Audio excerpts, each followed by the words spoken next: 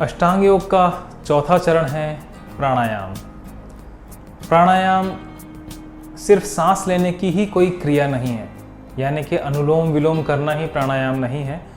प्राणायाम इससे भी बहुत आगे है। इसका मतलब है प्राणों का आयाम। प्राण यानी कि आपका लाइफ फोर्स, आयाम यानी कि एक डायमेंशन, आपकी लाइफ का जो एक अलग डायमेंशन है उसको समझना, उसमें जीना प्राणायाम है। ऑफ कोर्स कि सांस जब आप लेते हैं तो प्राण उसके थ्रू भी आपके अंदर आते हैं, आपके बाहर जाते हैं, लेकिन फिर भी मैं ये कहना चाहूँगा कि प्राणायाम कोई भौतिक प्रक्रिया नहीं है, कोई फिजिकल एक्टिविटी नहीं है। प्राणायाम एक मेंटल एक्टिविटी है, एक स्पिरिचुअल एक्टिविटी है। और जैसा कि मैं अपनी हर वीडियो में कहता आया हूँ कि हमारा पहला स्टेप दूसरे स्टेप को फॉलो करने के लिए हमें मजबूत बना देता है। तो इसलिए अगर आपने आसन को ठीक से फॉलो किया है तो आप प्राणायाम अपने आप कर पाएंगे, बहुत इजीली कर पाएंगे, क्योंकि प्राणायाम में भी आपको अपनी सांसों को, अपने विचारों को ऑब्जर्व करना है। यानी कि कब सांस आ रहा है आपको पता होना चाहिए, कब सांस जा रहा है आपको पता होना चाहिए, और कहाँ पर जब सांस निकला तो वो रुका है, और जब वापस आप लेते हैं तो भीतर आने पर वो कब वापस लौटता है, तो वो जो छोटा सा स्टॉपिंग पॉइंट है उसका कहाँ से वो टर्न लेता है वो आपको एहसास करना है, वो आपको महसूस करना है अपने भीतर। ये आपका प्राणायाम है। प्राणायाम में केवल हवा ही महसूस नहीं करनी है, एक सेटिस्फैक्शन, जब भी आप सांस लेते हैं तो एक सेटिस्फैक्शन जो सांस लेने से आया, जो जान में जान आई, एक वो वाली फीलिंग जब आप लेकर आते हैं, वो आपके असली प्राणायाम है। मतलब वो प्राण आपने महसूस किया है। और जब आप सांस को छोड़ते हैं तो सांस जाने पर जो कमी भीतर महसूस हो रही है प्राणों की, यानी कि सांस जो आपको बाहर महसूस हो रहा है, जो प्राण आपको बाहर महसूस हो रहा है, वो फील होना, वो महसूस होना ही आपका प्राणायाम है। यानी कि सांस जब ले रहे हैं तो पूरी गतिविधि क्या हो रही है वो आपको पता रहे, और जब आप सांस छोड़ रहे हैं तो वो भी आपको पता रहे। हर एक स्टेप, सांस जब मेरा गया तो मेरी नाक से होकर गया, मेरी नाक के भीतर जो दीवार है उसको छुआ, और फिर मेरे गले की नली से होता हुआ मेरे पेट तक गया है, और वहाँ पर वो रुका है, और अब वापस आ रहा है गले से होकर, नाक से होकर, और ये नाक के दरवाज़ों से बाहर। अब मुझे यहाँ महसूस हुआ। तो आपको प्राणों के साथ बहना है, हवा के साथ बहना है। आप अपने फ्लो को प्राणों के साथ मैच करेंगे तो आप प्राणायाम कर पाएंगे। बैलेंस करना बहुत ज़रूरी है, और बैलेंस को समझना बहुत ज़रूरी है। आपको बैलेंस होना है अपने प्राणों के साथ, ज़बरदस्ती नहीं करनी है। जो भी इजीली हो रहा हो उसे होने देना है, बस उसको ऑब्जर्व करना है, देखना है, और उसके साथ साथ बह जाना है। ये प्राणायाम है। प्राणों के बारे में जो हमारे ऋषि मुनि कहते हैं कि जहाँ हमारा मन जाता है वहाँ पर हमारा प्राण जाता है। यानी कि सिर्फ हवा नहीं जो आप ले रहे हैं, आप अपने मन को भी जब हवा के साथ भीतर और बाहर करते हैं तो आपका मन भी जब साथ जा रहा है, तो यानी कि प्राण भी आपका साथ जा रहा है। आप अपने शरीर के किसी भी अंग को महसूस करके देखिए। आप अपने हाथों की ओर देखिए और ध्यान दीजिए आपके अंगूठे की ओर या अंगुली की ओर। महसूस कीजिए कि यहाँ पर ये उंगली है। आप इसमें किसी प्रकार की सेंसेशन महसूस कर पाएंगे। जब आप यहाँ पे सेंसेशन महसूस कर रहे थे तो आप अपने पैर में या शरीर के किसी और पार्ट में सेंसेशन महसूस नहीं कर रहे थे, लेकिन इस लेवल की सेंसेशन आपको नहीं थी जैसे कि आप फिंगर में कर रहे थे। यानी कि जब आपका मन यहाँ पर था तो आपके प्राण भी यहाँ पर थे, और जब आपके प्राण यहाँ पर हैं इसका मतलब है इतने हिस्से को आपके प्राणों ने जागृत कर दिया है। जगा दिया है, इसीलिए वो आपको महसूस हो रहा है, यानी कि ये कॉन्शियस हो चुका है ये हिस्सा। आप इसके लिए कॉन्शियस हैं और ये आपके लिए यहाँ पर कॉन्शियस हो चुका है। तो अब आप जब इसको देख रहे हैं, यानी कि आपका मन यहाँ पर है, तो ये जागृत है। तो प्राणायाम क्या करता है, या प्राणायाम में आपको क्या करना है? अपने प्राणों को जागृत करना है। प्राणों की एक भीतरी ऊर्जा, जो असली ऊर्जा है, उसे जागृत करना है। और उसे जागृत करने के लिए आपको प्राणों के साथ बहना होगा, और प्राणों के साथ बहने के लिए आपको प्राणों को समझना होगा, उसे ऑब्जर्व करना होगा। मैंने इसीलिए कहा था कि सिर्फ सांसें लेना और छोड़ना ही प्राणायाम नहीं है। सांसों के साथ आपको बहना होगा। आप वहाँ होते हैं जहाँ आपका मन होता है। आपने कई बार महसूस किया होगा, फील किया होगा, और बहुत सारे हम ऐसे लोग हैं जिन्होंने ऐसा किया ही होगा कि वो कुछ पढ़ रहे हैं, मैम कुछ लिखवा रही हैं या सर कुछ लिखवा रहे हैं, और हम किसी और ही विचार में खोए हुए हैं। तो वहाँ से आके सर या मैम पूछते हैं, कहाँ हो आप? यहाँ तो नहीं हो। इसका मतलब क्या है? फिजिकली तो आप वहीं हैं, तो आप थे कहाँ? जहाँ पर आपका मन गया। तो बेसिकली वास्तविकता, सच्चाई यही है कि आप वहाँ होते हैं जहाँ पर आपका मन होता है। यानी कि जहाँ आपका मन जाएगा वहीं आपके प्राण जाएंगे। प्राणों का मतलब है चेतना, कॉन्शियसनेस। यानी कि जहाँ पर आपके प्राण हैं वही चीज़, वही जगह, वो विचार जागृत हो जाएगा, चेतन हो जाएगा। तो प्राणायाम को सिद्ध करने के लिए आपको अपने प्राणों को जागृत करना है। उसके लिए अपने मन के साथ बहना है। जब आप सांस को लेते हैं तो आप अपने मानसिक रूप से उसकी कल्पना भी कीजिए कि आप सांस ले रहे हैं और एक हवा है या एक लाइट है, जो एनर्जी है जो आपके भीतर प्रवेश कर रही है, पेट तक जा रही है। आप उसे महसूस कीजिए। जहाँ आपकी सांस रुकती है वहाँ महसूस कीजिए कि वो रुकी, उस हिस्से में आके रुकी है, आपकी नाभि के पास आके रुकी है। उससे आपकी नाभि जागृत होगी। नाभि से लेकर आपकी नाक तक का, बाहर तक का हिस्सा जागृत हो जाएगा। सिर्फ आपका शरीर ही नहीं, जो आपका सूक्ष्म शरीर है, सूक्ष्म शरीर जो भी आप फील करते हैं, महसूस करते हैं, जो आपका ओज है, ये भी जागृत होने लगेगा। और वो ऐसे ही जागृत होगा क्योंकि जब आप यहाँ तक तो आप महसूस कर पाएंगे अपने शरीर को, लेकिन जब आप आगे तक आते हैं, सांसों को यहाँ तक महसूस करते हैं, इसका मतलब है या मेरी नाक से लेकर यहाँ तक का जो सफ़र है, वहाँ तो मैं हूँ ही नहीं, मेरा शरीर तो यहीं तक रहा। तो जो इतना गैप मैंने जो महसूस किया, जहाँ तक मैं हूँ ही नहीं, यानी कि मेरा शरीर है ही नहीं, तो मैंने अपने आप को, अपने प्राणों को इतने हिस्से में, यानी कि मेरे चेहरे से करीब 1 फुट दूर तक उसे जागृत कर लिया है। मेरे आसपास के जो वातावरण को मैंने जागृत कर लिया है। यानी कि ये मेरा ओज है और यहाँ मेरे ओज तक मेरी पूरी पहुँच है, मेरे विचारों की पहुँच है कि मैं उसे महसूस कर सकता हूँ। आप बहुत सारी चीज़ें हैं जो प्राणायाम को जागृत करने के बाद, प्राणायाम को एक्टिवेट करने के बाद अपने भीतर बहुत सारी चीज़ों को महसूस कर पाएंगे, बहुत सारी एनर्जी को महसूस कर पाएंगे।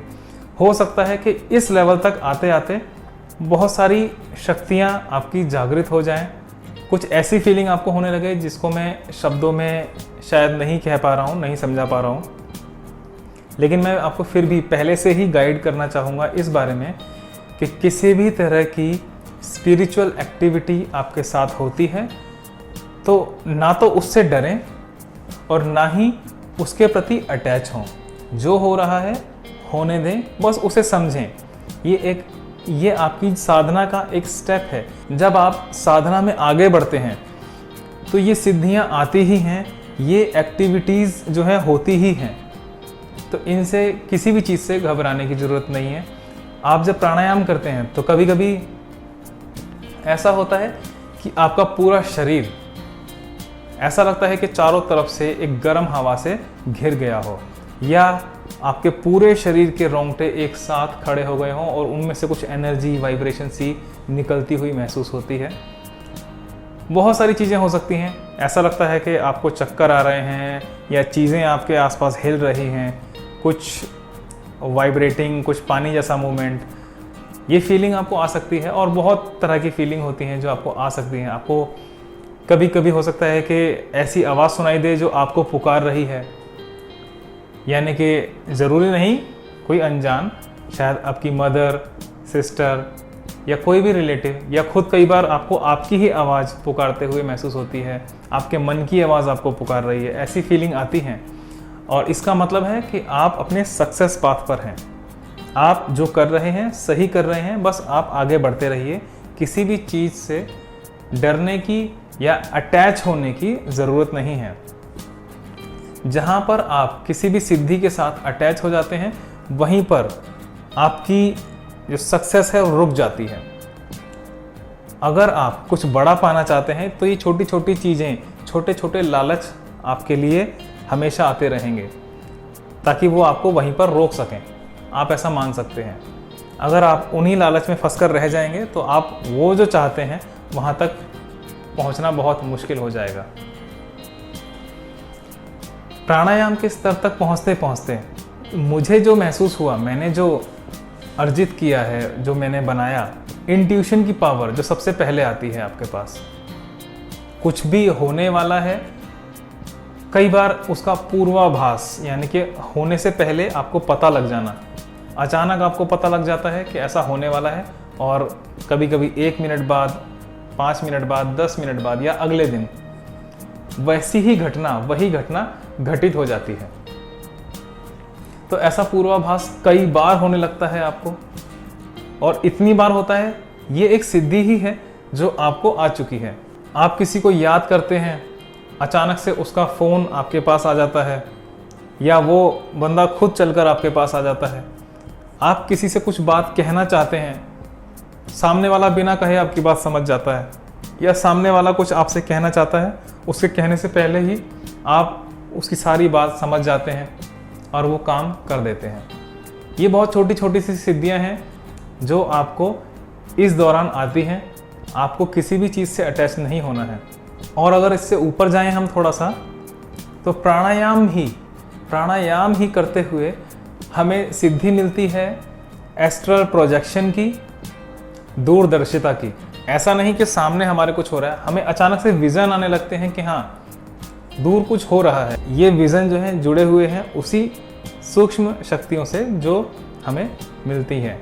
एस्ट्रल ट्रैवल, अगर इसे सही से किया जाए तो एक बहुत पावरफुल एनर्जी है, बहुत पावरफुल शक्ति है। एस्ट्रल ट्रैवल का मतलब है सूक्ष्म शरीर की यात्रा। आप अपने शरीर से अलग होना शुरू कर देते हैं जब आप ठीक से प्राणायाम कर रहे हैं और पिछले चारों स्टेप आप ठीक से करते हुए आए हैं, यानी कि यम, नियम, आसन और अब ये प्राणायाम आपका बिल्कुल सही चल रहा है, बिल्कुल सही ट्रैक पे हैं, तो सूक्ष्म शरीर आपका जागृत हो जाता है। आप अपने शरीर से सूक्ष्म रूप में अलग होना शुरू कर देते हैं। स्टार्टिंग में हम लोग ज़्यादातर सोते हुए अलग हो जाते हैं, हमें पता भी नहीं चलता, और अचानक से वापस आ जाते हैं। इसमें कोई डरने वाली बात नहीं है।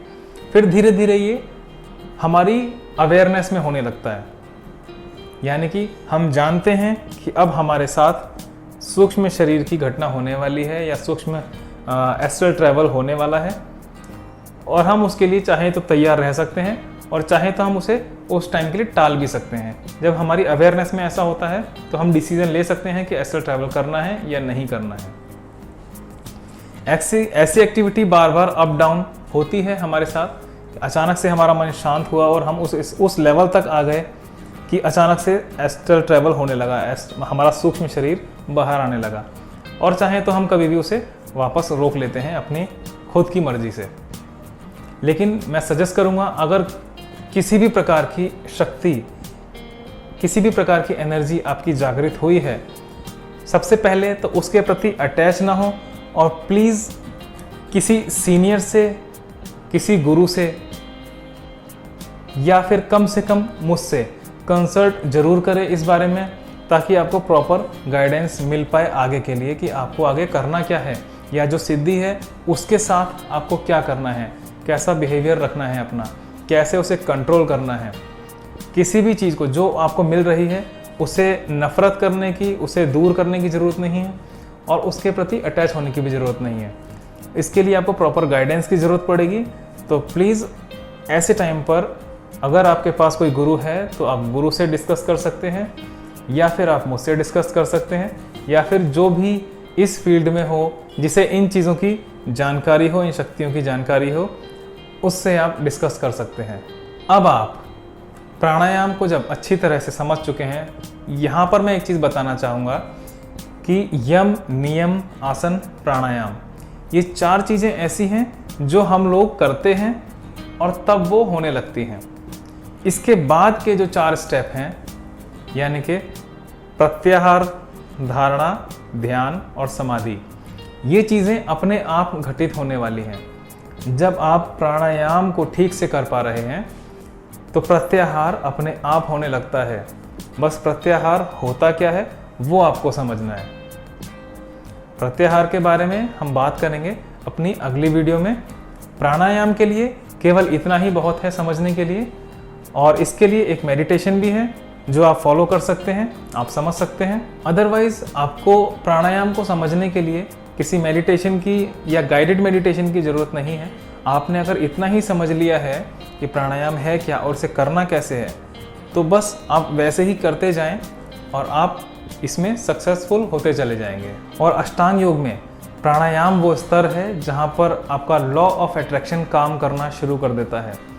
जो कुछ भी आप चाहते हैं अपने भीतरी मन के द्वारा, वो चीज़ें अपने आप घटित होने लगती हैं, वो चीज़ें आपके साथ होने लगती हैं।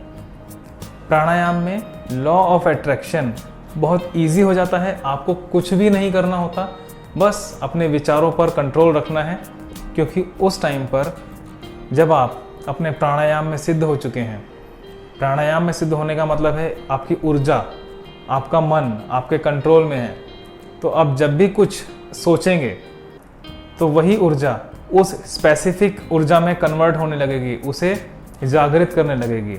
आपका प्राणायाम आपके द्वारा सोची हुई उस चीज़ को मैनिफेस्ट कर देगा यूनिवर्स के अंदर, और यूनिवर्स आपके सामने उस चीज़ को ला के रख देगा। यानी कि लॉ ऑफ अट्रैक्शन यहाँ से फलीभूत होने लगेगा अपने आप। आपको अलग से कोई ट्रेनिंग करने की ज़रूरत नहीं है, कोई NLP या हिप्नोसिस किसी के पास जाने की ज़रूरत नहीं। अगर आप प्रॉपर खुद से फॉलो कर रहे हैं तो यहाँ पर आपका लॉ ऑफ अट्रैक्शन अपने आप होने लगेगा। और लॉ ऑफ अट्रैक्शन के लिए मुझे बताने की ज़रूरत नहीं है कि ये है क्या चीज़, आप अच्छे से जानते हैं। लॉ ऑफ अट्रैक्शन का मतलब है कि जैसा आप सोचते हैं वैसा आप पाते हैं, वैसा ही आप बन जाते हैं। तो यहाँ से आप अपने विचारों पर, अपने विचारों को और ज़्यादा ऑब्ज़र्व करना शुरू करें।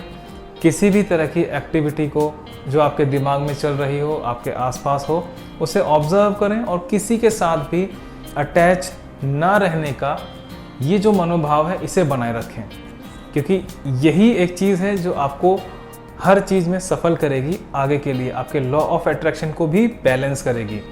लॉ ऑफ अट्रैक्शन यानी कि जो चीज़ आपने सोची वो मैनिफेस्ट हो गई और वो आपके पास आ गई। तो नेगेटिव अगर आप सोचते हैं तो नेगेटिव चीज़ मैनिफेस्ट करते हैं, और पॉजिटिव सोचते हैं तो पॉजिटिव आप मैनिफेस्ट करते हैं। अभी तक अगर आप प्रैक्टिस कर रहे हैं मेडिटेशन की, तो आप अपने आप पॉजिटिव माइंडेड हो चुके होंगे, क्योंकि पॉजिटिव होना आगे सक्सेस होने के लिए बहुत ज़रूरी है। पॉजिटिव होना आपकी एनर्जी को बढ़ाने के लिए, आपके आसपास की एनर्जी को पॉजिटिव करने के लिए, चार्ज करने के लिए बहुत ज़रूरी है, और यही आपकी लाइफ का लॉ ऑफ अट्रैक्शन है। अब आप जब आप मेडिटेशन की, अष्टांग योग की प्रैक्टिस कर रहे हैं, तो इस लेवल पर आने के बाद लॉ ऑफ अट्रैक्शन की एनर्जी बहुत ज़्यादा बढ़ जाती है आपके लिए, क्योंकि एक नॉर्मल पर्सन जिसका दिमाग हर टाइम जगह जगह भटक रहा है, लॉ ऑफ अट्रैक्शन उसके लिए भी उतना ही काम करता है जितना आपके लिए करेगा। फ़र्क इतना है कि वो 1 मिनट में 1000 थॉट्स लेके आता है, वो सारी 1000 थॉट्स यूनिवर्स में जाती हैं, मैनिफेस्ट होती हैं। जिस लेवल का उसका थॉट्स था उस लेवल तक मैनिफेस्ट होकर उसे वापस मिलता है। तो उसने जो हौच पौच मैनिफेस्ट किया है वो हौच पौच ही ऊपर जाता है और उसको वापस मिलता है। आप बिल्कुल शांत हो चुके हैं, आपकी थॉट्स बहुत ज़्यादा क्लियर हैं आपके लिए। तो जितना ज़्यादा क्लियर हैं, आपका विज़न उतना क्लियर रहेगा। जो कुछ भी आप सोच रहे हैं, चाह रहे हैं, उसमें बहुत ज़्यादा क्लैरिटी रहेगी। इसलिए आपका मैनिफेस्टेशन, आपका लॉ ऑफ अट्रैक्शन भी उतना ही ज़्यादा क्लियर होगा। और जो चीज़ यूनिवर्स के लिए जितना ज़्यादा क्लियर है, उसे उतना ही आसानी से, उतनी ही जल्दी आपको रिटर्न करता है।